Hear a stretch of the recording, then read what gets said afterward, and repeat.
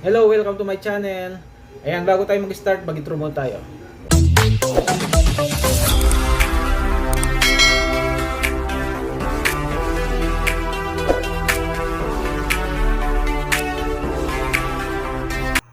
Ayan, share ko lang po, no? Kapag bumili po kayo ng bagong laptop at hindi gumagana ang button niya, kagaya nitong nabili ko, hindi gumagana yung button niya, hindi ko siya malakasan, hindi ko rin siya mahinaan, at hindi ko rin mapindot yung kanyang contrast kasi hindi nagpa-function yung kanyang button. Ayun, no, kahit anong pindot ko dito, hindi siya gumagana, hindi lumalabas yung sign na gumagana yung button niya. Ayun, no, walang lumalabas na volume.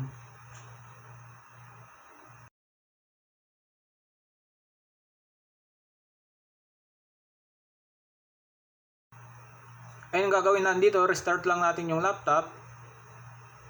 Tapos, sabay pindutin natin yung F2.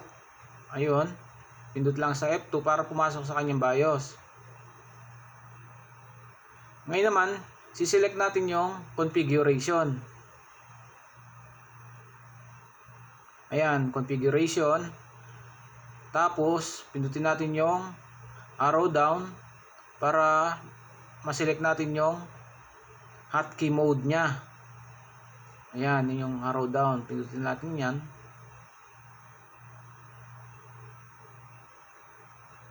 Ayan, pindutin natin pababa para pumunta sa hotkey mode. Baba pa. Ayan, baba pa. Yun, baba pa. Ayan, hotkey mode. Ngayon, enter natin yan. May lalabas na enable or disable. Enter lang natin. Ayan, piliin naman natin yung enable. Pagkapili ng enable, ayan, enable natin. Tapos, enter lang natin.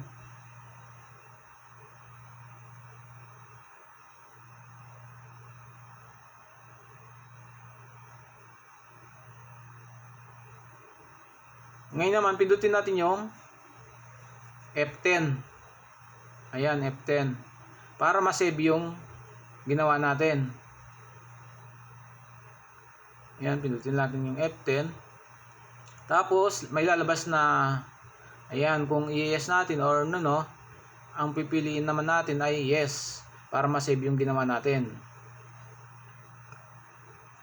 Pagka-enter natin, magre-restart po siya. Ayan, tapos na tayo. Pagka open yan, tapos na.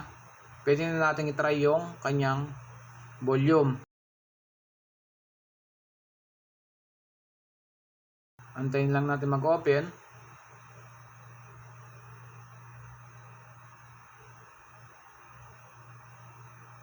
Malapit na. Ayan. Ngayon, pindutin na natin yung kanyang volume. Try natin. Ayun, oh, yung volume nasa taas. Yun. Ayun, okay na. Lumabas na yung kanyang volume. So, ganun lang gagawin natin. Kung sakaling nakabili kayo ng laptop na hindi gumagana yung kanyang volume, maging yung kanyang contrast. Ganun lang. Tapusin lang ang aking video para masundan natin.